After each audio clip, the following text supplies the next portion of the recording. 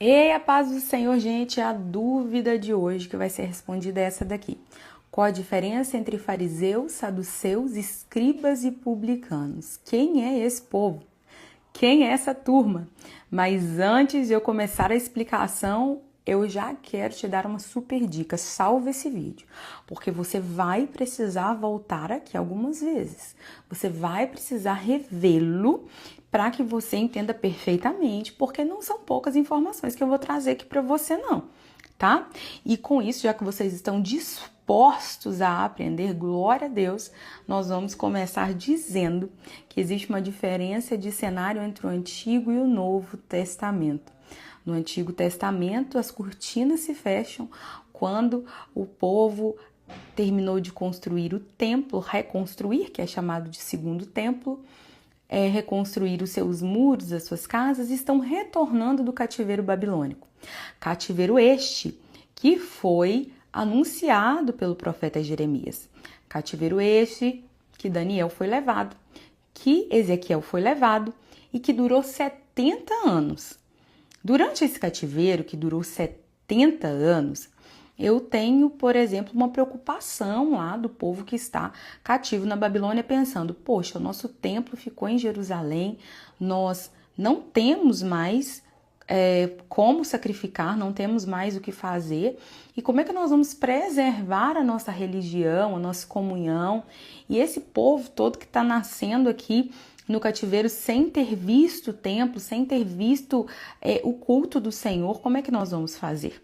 E aí é claro que a educação e a doutrina, elas entram em ação, porque é impossível ensinar um povo só com rituais, você precisa ensinar um povo principalmente com a palavra.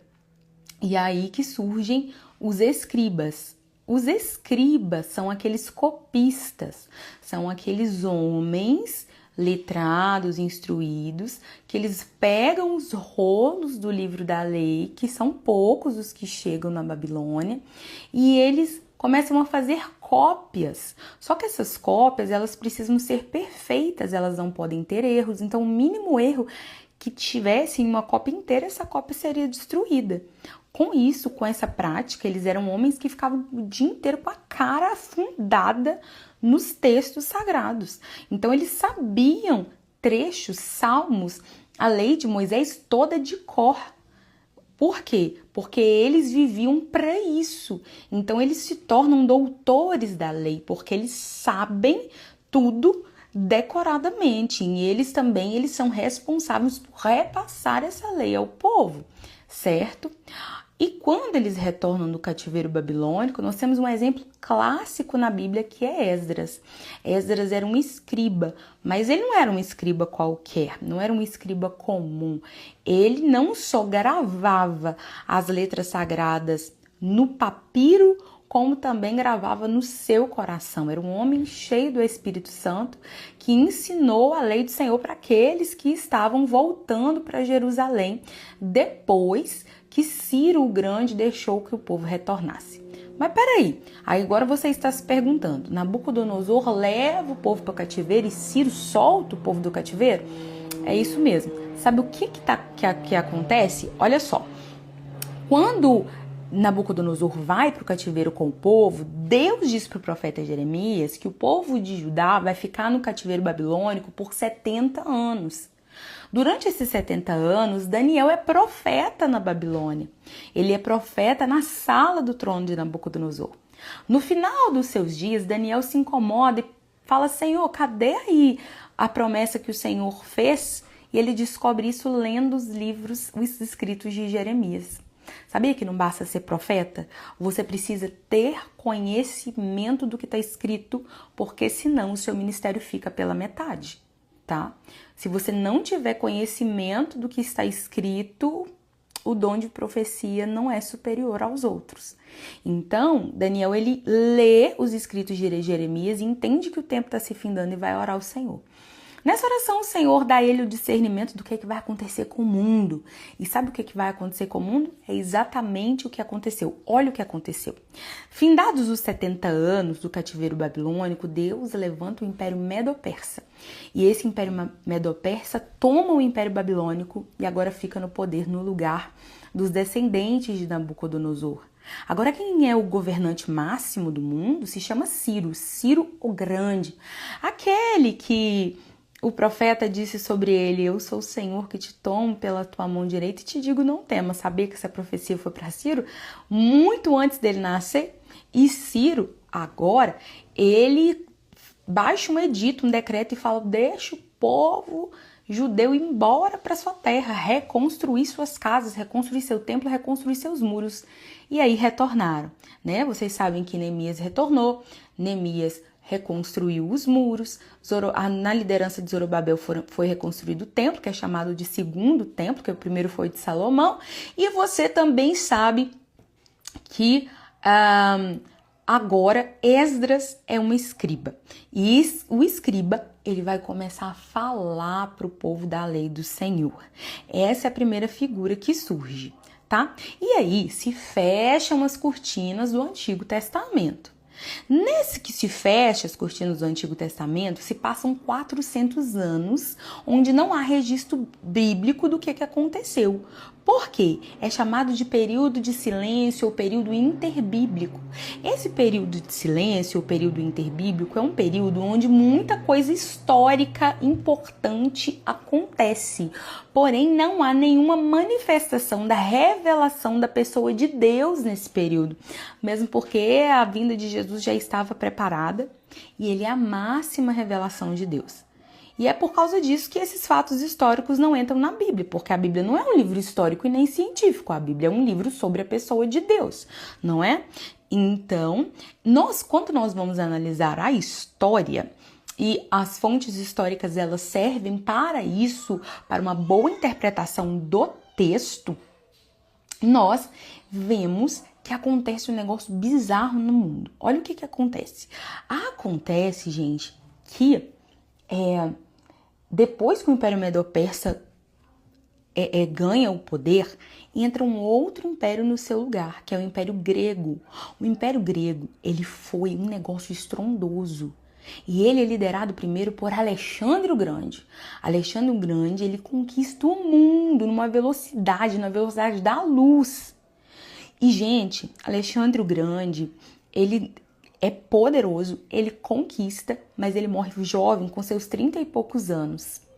Alexandre o Grande tinha 4 generais, entre eles um general chamado Seleuco, tá? E esse general Seleuco, guarda esse nome, tá? E antes de a gente continuar, eu quero abrir um parênteses. Você que está ouvindo até aqui, quer ser meu aluno na teologia? Na minha bio do Instagram aqui, tá? Você vai encontrar um link da lista de espera para a nossa segunda turma. A primeira turma já está fechada, mas o mês que vem nós vamos abrir as vendas para a nossa segunda turma. Sabe por quê? Porque a Bíblia diz assim, ó, ide comprar o vosso azeite, para que não nos falte nem a vós, nem a nós, tá? Então, corre enquanto é tempo. Vamos voltar para a nossa programação? Então, nós paramos lá no Alexandre, né? E o Alexandre, gente, ele tinha aí os seus generais. E quando ele morre, eles têm 4 generais, o seu império é dividido pelos seus 4 generais, para os seus 4 generais. Um desses generais, que chamava Seleuco, ele agora implanta o que nós chamamos de Império Seleucida, ok? Esse Império Seleucida agora tem um cara que se chama Antíoco Epifânio. Esse nome horroroso, Antíoco Epifânio. Sabe o que o Antíoco Epifânio faz? O Antíoco Epifânio vai para a Judéia. O povo estava de boa. O povo reconstruiu. Os muros, os templos estão lá. E o Antíoco Epifânio chega arrebentando tudo e fala assim, ó, judeus, presta atenção aqui. Agora eu não quero mais vocês com a religião de vocês, não. Gente, Nabucodonosor respeitou o judaísmo. Ciro respeitou. Agora vem um camarada chamado Antíoco Epifânio e faz isso. Sabe o que ele faz? Ele toca terror nos judeus. E ele é tão doido que ele sacrifica uma porca, que é um animal imundo, e nem é um porco, é uma porca, no altar de sacrifício do templo. Isso gera uma revolta nos sacerdotes, e tinha um sacerdote lá que se chamava Matatias, e ele tinha um filho chamado Judas Macabeu. O Judas Macabeu era um menino valente, era um menino da guerra, e ele se levantou e falou assim, nós não vamos aceitar essa bagunça aqui não. Se é guerra que o Antíoco Epifânio quer vir, tá vindo conquistando o mundo, se quer conquistar aqui, vai respeitar a nossa religião, todo mundo respeitou. Não tá respeitando o nosso templo, então vai ter guerra, vai ter morte, vai ter sangue, vai ter tudo isso aí. E aí se iniciou, com a liderança de Judas Macabeu, a Guerra dos Macabeus, que durou muito tempo. Foi uma guerra muito sangrenta. Quando se inicia a Guerra dos Macabeus, sabe qual que é o resultado dessa guerra?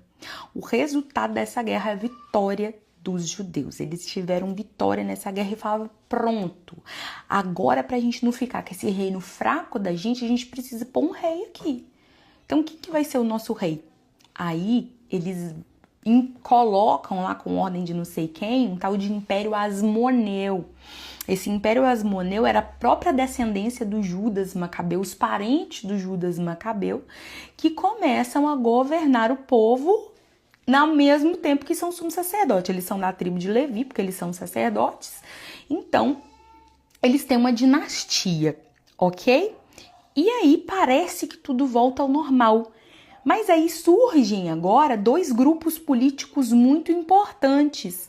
Que grupos políticos são esses? São o povo que viu aquela bagunça toda e falaram assim, poxa, nós estamos correndo perigo? Aí surgem os fariseus. Os fariseus são um povo assim, eles são um povo que eles acreditam na Bíblia, no geral, acreditam em anjo, acreditam em ressurreição, acreditam na maioria das coisas. Só que eles hipervalorizam os rituais e hipervalorizam tudo que é religioso. Ou seja, eles praticam rituais por fora, mas por dentro eles não se arrependem. Então, eles são pessoas que detêm muito a lei, e é por isso que sempre que Jesus fala, ai de vocês, escribas e fariseus, os fariseus e escribas andam juntos, porque tem muito fariseu que é escriba, e tem muito escriba que é fariseu. Vocês já sabem o que é escriba, agora vocês estão sabendo o que é fariseu. Os fariseus, eles são um grupo separatista, ou seja, nós somos mais santos que todo mundo, nós somos melhores do que todo mundo, nós jejuamos 3 vezes na semana e nós fazemos isso publicamente. Mas o coração deles, o Deus onisciente que tudo vê, sabia que eram sepulcros caiados. No mesmo tempo que isso acontece, levanta um outro grupo também chamado de saduceus. Esses saduceus eram os mais ricos, tá? Eles eram minoria. Por que eles eram minoria? Porque eles eram ricos, né? Então eles ficavam entre eles. Eles eram minoria porque eles não acreditavam na ressurreição e eles só acreditavam na Torá. O que é a Torá? É o Pentateuco. Gênesis, Êxodo, Levítico, Número e Deuteronômio. O resto eles não queriam nem saber, tá? E os saduceus eram extremamente implicantes. E sabe o que os saduceus faziam? Os saduceus, gente, também, eles controlavam muitas coisas no âmbito econômico e político, porque eles tinham influência, porque os caras tinham dinheiro, certo? Então, o que acontece? Nesse período dos 400 anos, surgem esses dois grupos, que são os escribas, os fariseus e os saduceus. Aguenta a mão aí, que ainda tem mais confusão.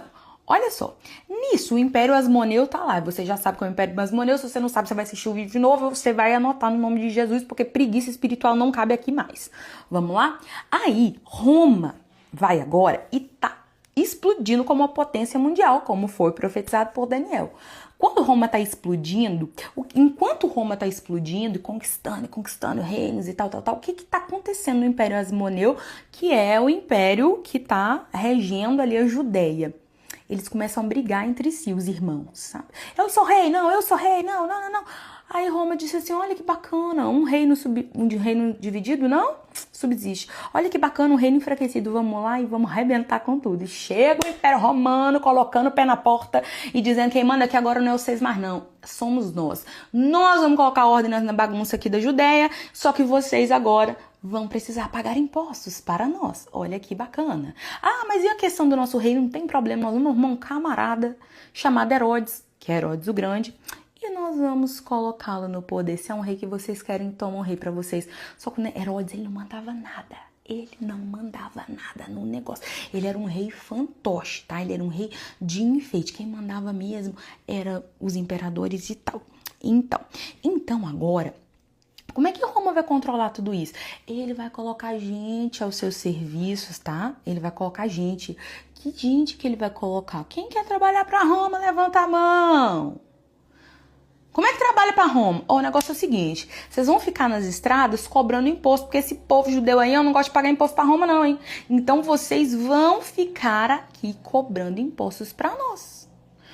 E aí, o que o povo pensa? Se o imposto é R$10, a gente paga adiantado para Roma uns R$10. E na hora de cobrar, a gente cobra R$15. E a gente lucra R$5. Não é um bom negócio? Vamos ser publicano. Ou seja, vamos trabalhar para Roma com o público. Isso é ser publicano. Então, os publicanos, eles eram vistos como a pior raça. Primeiro, vocês estão do lado de Roma. Roma não é nosso povo. Segundo, vocês são meio conhecidos como que vocês são ladrão, hein? E olha só, quem é que estava lá? Eram os cobradores de impostos, que também eram chamados de publicanos, certo? E aí, vem Jesus. Quando Jesus vem, o cenário era esse. Os fariseus estavam para um lado, jejuando, nós somos os separados, nós somos os únicos santos e corretos. Os saduceus estavam do outro, não acreditamos na ressurreição. Olha que coisa, porque Jesus veio justamente para que nós possamos ressuscitar naquele grande dia. Os escribas sabiam demais da conta de Bíblia, mas o coração deles não foi alcançado. Então, eles sabiam aqui, mas não sabiam aqui. Sabiam aqui, mas não sabiam aqui. Por isso que a teologia vazia não adianta. Você precisa da presença do Espírito de Deus. O que é mais importante para um passarinho asa direita ou esquerda, né? E aí, eu tinha um publicano cobrando imposto. O que acontece? O poder de Jesus alcança os fariseus. Sabe quem são? Deixa eu te dar 2 exemplos. Um fariseu se chamava Nicodemos. O Nicodemos foi o que seguia Jesus secretamente e que colocou Jesus no túmulo. Ele pediu o corpo de Jesus para Pilatos. Os saduceus, se alguém converteu, a gente não sabe. Os escribas interpelavam Jesus demais, falavam, me explica isso, me explica aquilo, e Jesus explicava com graça. E um publicano chamado Mateus escreveu o primeiro evangelho. Olha que graça maravilhosa. Se você gostou desse vídeo de hoje, da nossa aulona de hoje, comenta aqui embaixo para mim, manda para alguém e marca mais um para a gente continuar produzindo esse vídeo. Deus abençoe você e sua casa, em nome de Jesus.